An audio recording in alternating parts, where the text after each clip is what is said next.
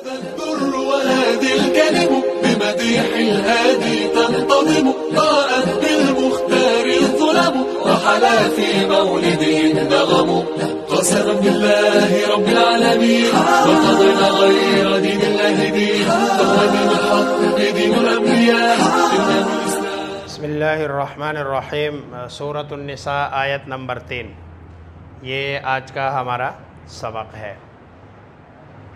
یتیموں کے حقوق سے متعلق بات ہو رہی ہے۔ آیت کا جو پہلا ٹکڑا ہے جس میں فرمایا جا رہا ہے وَإِنْ خِفْتُمْ، واو اور ان اگر، خفتم یہ اصل میں اس کا روٹ خوف ہے، اور تم یہ مخاطب کے لیے جمع مخاطب کے لیے، اگر ہو خوف، تم تو میں، خوف بھی کہتے ہیں، اندیشہ ہو تو میں، اندیشہ بھی کہتے ہیں۔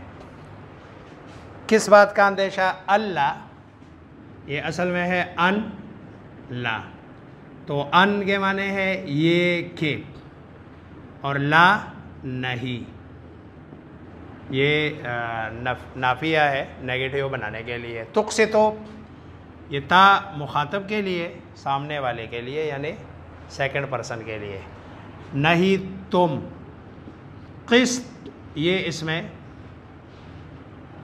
لفظ ہے عدل، انصاف، کہ یہ کہ نہیں تم انصاف کر سکو گے۔ یہ واو جمع کے لیے ہے، بتایا تھا کہ یہ واو کے بعد جب الف آ جائے یہ والا تو یہ مطلب یہ ہے کہ یہ جمع کا صیغہ ہے، پلورل ہے، زیادہ لوگوں کے لیے۔ فی الیتامہ، یتامہ یہ یتیم کی جمع ہے، یتیموں کے بارے میں۔ آیت کا مطلب کیا ہے؟ مطلب یہ ہے کہ پہلے زمانے جاہلیت میں جب کسی بچی کے والد کا انتقال ہو جاتا تھا تو ظاہری بات ہے اس کی والد کی وراثت میں اس کو حصہ ملتا تھا، پھر اس کا اچھا خاصا مال، دولت اور یہ ساری چیزیں ہوتی تھی۔ تو جو ان کے ولی ہوتے تھے، وارث ہوتے تھے، یا چچا ہوتا تھا یا چچا زاد بھائی ہوتا ہے، ظاہری بات ہے باپ کا جب انتقال ہو جائے تو چچا اس کا وارث بنتا ہے یا اس کا چچا زاد بنتا ہے۔ تو اگر چچا زاد ہوتا تھا تو وہ اپنے ساتھ شادی کرا دیتا اس کی، اور اگر چچا ہوتا تو اپنے بیٹے کے ساتھ۔ دو فائدے حاصل کرنے کے لیے، ایک فائدہ تو یہ ہے کہ یتیم بچی کے مہر کے بارے میں کوئی پوچھنے والا ہوتا نہیں تھا، اس لیے وہ بغیر مہر کے جو ہے نا وہ لڑکی مل جاتی تھی، اور وہ مہر کا مطالبہ بھی اپنی یتیمی کی وجہ سے خود بھی نہیں کر سکتی تھی اور کوئی کرنے والا بھی نہیں ہوتا تھا۔ اور دوسرا فائدہ یہ ہوتا تھا کہ وہ جو وراثت میں اس کو مال ملا ہوا ہوتا تھا وہ بھی یہ ہتھیانے کی کوشش کرتے کہ ان سے لے لیا جائے۔ تو اللہ تبارک و تعالی فرما رہے ہیں کہ اگر تمہیں یتیم بچیوں کے بارے میں یہ اندیشہ ہو کہ تم عدل نہیں کر سکو گے، ان کے ساتھ انصاف نہیں کر سکو گے، اور ان کا مال ہتھیاؤ گے یا مہر نہیں دو گے اور ان پر ظلم کرو گے، تو ان سے نکاح نہ کرو۔ ہاں اگر عدل کر سکتے ہو، انصاف کر سکتے ہو، ان کو پروٹیکشن دے سکتے ہو تو پھر ان سے نکاح کرو۔ جب ان سے نکاح نہیں کر سکتے ہو تو پھر کدھر نکاح کرو؟ اللہ آگے فرما رہے فن کے ہو، پس نکاح کرو۔ یہ لفظ بیچ میں یہ نون کاف ہا، اردو تفہیم اس کا نکاح ہے۔ ما جو، طابہ اچھی لگے،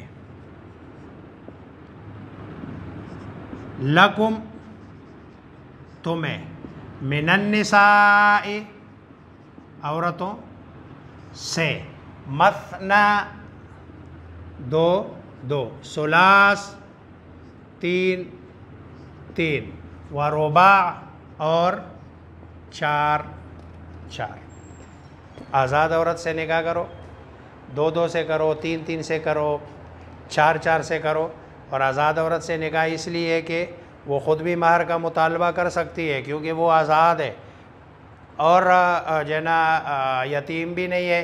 اگر وہ خود نہیں کر سکتی تو اس کا باپ مطالبہ کرے گا کہ میری بچی کا خیال رکھو، گویا کہ وہاں ظلم کے مواقع کم ہے۔ اور دوسری بات جو یہاں سمجھنے کی ہے، اللہ فرما رہے ہیں کہ تمہیں جو اچھی لگے. یہ جو آج کل کے زمانے میں ایک تصور ہے، کنسیپٹ ہے کہ بھئی اگر جو ہے نا دوسری شادی کی اجازت تب ہوتی ہے پہلے بچے نہیں ہے، یا پہلے لولی لنگڑی ہے، یا وہ سمجھدار نہیں ہے. قرآن فرما رہا ہے ما طاب لکم، جو تمہیں اچھی لگے. تیسری بات جو یہاں سے سمجھ آتی ہے کہ دیکھو نکاح کرنے میں 4 چیزوں کو دیکھا جاتا ہے. مال کو دیکھا جاتا ہے، حسن و جمال کو دیکھا جاتا ہے، حسب نسب کو دیکھا جاتا ہے، اور دین کو دیکھا جاتا ہے. اب یہ 4 چیزیں ہیں، تو گویا کہ یہاں ما طاب لکم جو تمہیں اچھی لگے، تو اچھائی لگنے کا مطلب کیا ہے؟ وہی جو حسن و جمال، گویا کہ شریعت نے حسن و جمال کا بھی اعتبار رکھا ہے. لیکن رسول اللہ صلی اللہ علیہ وسلم نے فرمایا کہ اگر کہیں حسن و جمال ہو، دوسری طرف دینداری ہو، تو پھر دینداری کو ترجیح دو. لیکن نہ یہ ساری چیزیں ہیں کہ نکاح کرنے میں ان ساری چیزوں کو جو گراؤنڈ ریالٹی ہے وہ یہی ہے کہ ساری چیزوں کو دیکھ کر اگر ساری چیزیں ایک ہی خاتون میں ہو کہ مال بھی ہو، دولت بھی ہو، حسن بھی ہو، اور جو ہے نا حسب نسب بھی ہو اور دینداری بھی ہو، تو پھر تو جو ہے نا بہت بڑا اللہ تبارک و تعالیٰ کا انعام ہے اور اللہ کی طرف سے یہ بلیسنگ ہے. تو جو تمہیں اچھی لگے من النساء، عورتوں میں سے 2 2 3 3 4 4. لیکن یہ کس آدمی کے لیے ہے؟ وہ آگے بتا دیا کہ وہ آدمی کی جو بیویوں میں عدل کر سکتا ہے، انصاف کر سکتا ہے، ان میں ہر اعتبار سے جو دنیاوی اعتبار ہے اور معاملات ہے، معاشرت ہے، وہ بالکل برابری کرے گا. اور برابری اس طرح کہ کسی کے ساتھ کوئی زیادتی نہ ہو. چنانچہ حدیث میں آتا ہے، رسول اللہ صلی اللہ علیہ وسلم کا فرمان ہے، اگر کسی شخص کی 2 بیویاں ہوں اور وہ ایک کی طرف توجہ زیادہ کرتا ہے، دوسرے کو توجہ نہیں دیتا، تو قیامت والے دن اس کا جو ایک سائیڈ ہوگا یہ فالج زدہ ہوگا. یعنی گویا کہ ایک سائیڈ اس کا فالج زدہ اور دوسرا ٹھیک ہوگا جس بیوی کی طرف توجہ دی. اس لیے آگے کنڈیشنل ایک بات کی ہے، فَإِنْ خِفْتُمْ، پس اگر خفتم، یہ وہی اوپر خوف سے، اگر تمہیں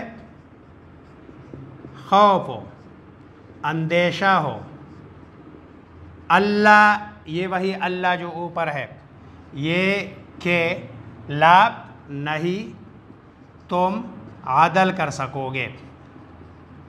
بیچ میں لفظ یہ عین دال لام، یہ روٹ ہے اس کا، عین دال لام. اگر تم عدل نہیں کر سکو گے، فواحدہ، پس ایک سے نکاح کرو.